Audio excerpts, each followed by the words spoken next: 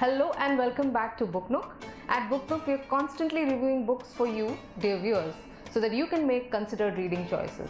Hello, and yes, the aim of Book Nook is to bring you in-depth reviews, short 2-minute reviews, and series and author profiles. As I've always said, I would like Book Nook to make more and more people read. Quoting George R.R. Martin, a reader lives 1,000 lives before he dies. The man who never reads lives one only. Very well said, Yats. So if you like our reviews, then please do subscribe to our channel. Pressing the subscribe button will keep you informed of the latest content and reviews that have been released on Book Nook. Yes, so do like and subscribe to our channel to help us keep bringing you more and more content on books and reading. Last week in Book Nook Shorts, Radhi had reviewed The Art of Thinking Clearly by Rolf Dobelli. You can watch that review by clicking on the link in the description box below. Our previous long review was of the Man Booker International Prize winning book, The Tomb of Sand by Geetanjali Shree, as you all are aware of. You can find the link to that in the description box below. This week, Radhi, we review a play, The Muslim Vanishes by Saeed Naqvi. The first thing that intrigued me about the book really was the name, Given the times we are living in, it seemed like a brave theme to write about. Intrigued, I picked it up and began reading. Yes, the play is a political fiction, or rather a political fantasy. It opens in a classic frenzied breaking news kind of fashion. Inside today's TV anchors announces that 200 million Indian Muslims have vanished overnight, taking away with them the Qutub Minar and the remains of Afzal Guru held guilty for the attack on the parliament, leaving behind their homes, farms, lands, businesses, cow sheds, buffalo sheds and whatnot. India as a nation is suddenly free from Muslims. It seems to be a dream come true for those who see Hindu Rashtra as a destination.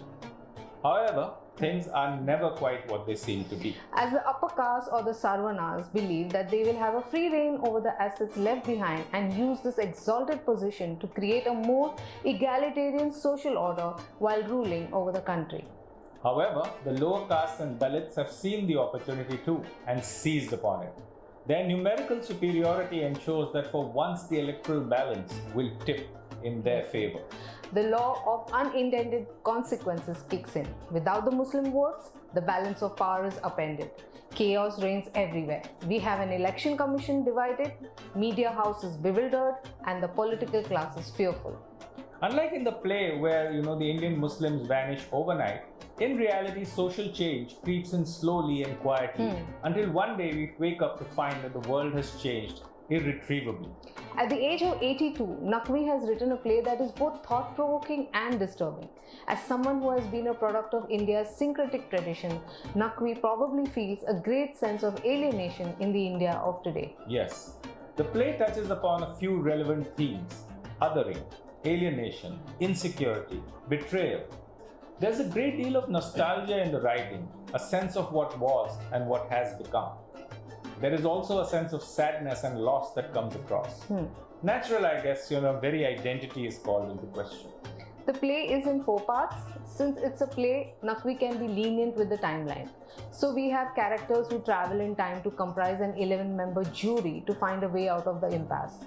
These comprise of some iconic figures from the past, such as Amir Khusro Delvi, Mahatma Phule, Abdul Rahim Khan-e-Khana, Salbeg, Ras Khan Mohsin, Sant Kabir, a whole lot of them, and Tulsi Das and Ustad Alauddin Khan as well. Yeah, and these figures are a device to establish a historical context for the present situation and try to show how the syncretic way of life was real and why it is impossible to rid India of its Muslim influences if it must continue to exist. Yeah.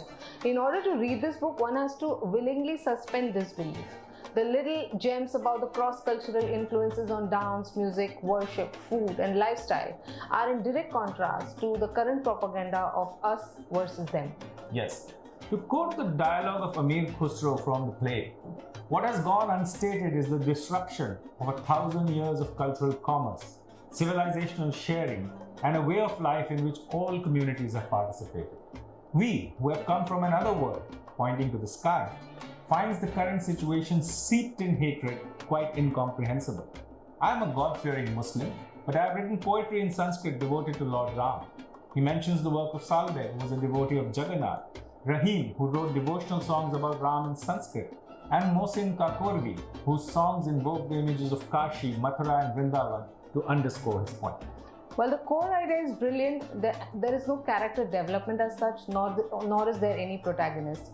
The book is still entertaining and thought-provoking, throwing light on the fast erosion of the secular fabric of the country, the oppression of Muslims and Dalits by upper caste Hindus for centuries. At times, Naqvi's writing seems to reflect his idealism.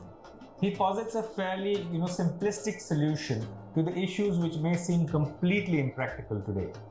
He almost seems to wish for some sort of conscience to give rise to majority guilt, as reflected in the dialogue. You lynch the Muslims, you confine them to ghettos with no jobs, you fill the jails with them, accuse them of being terrorists or of siding with Pakistan. Another interesting facet of the book is the rise of what's known as Muhammadiya Hindu. This comes about after circumcising a few converts. The mullahs have vanished before reciting the kalma. This leaves the converts, as the author says, neither here nor there. They are not full Muslims, and their wives fear that they have lost both their Hindu identity and their manhood. Yeah, like dhobi ka kutta. Soon other people start following them, and industrialists invest in businesses to facilitate speedy circumcision. Naqvi uses this to point to the fact that those who are today being referred to as invaders were as much part of the social fabric then as any other inhabitant. Consider the lines. The frightening thing is that those who are self-converting are our own. They are not foreigners, so we can't call them invaders. We also cannot accuse them of destroying our temples. Naqvi's narrative is intelligent and comes from a deep understanding of India's cultural diversity. Yet at times, the narrative seems simplistic. However, at the end, as John Lennon sang so evocatively in his song Imagine there's no countries. It isn't hard to At least do. sing it. Nothing to kill or die for, and no religion too. Imagine all the people living life in peace. For once, your musical analogy is spot on, so bravo. In my opinion, Muslim Vanishes should have been a book. As a play, I can see it's almost impossible to stage. The purpose of theatre is to be able to stage it, and this will be a play that will require a huge production budget to get on stage. Despite that, I would rate this piece of work 4 stars. It holds a mirror to people and society. The theme has a distinctively Muslim POV. However, it is balanced and based on the principles of a shared and syncretic culture. It is an idealistic idea of India, which may or may not hold true today. I too would rate this book at 4 stars. In the comments below, let us know what you think of the review and some of the subjects it has raised. Next week, Radhi is back on Book Nook Shorts with a 2-minute review of The Diver's Clothes Lie Empty by Vendila Vida. Radhi, why did you pick this book? So, it's the first book that I have come across which is written entirely in second person, and believe me, that's the only reason I picked this book. I'm so looking forward to reviewing it. I hope you guys are looking forward to it too. So, see you soon. Bye. Bye-bye.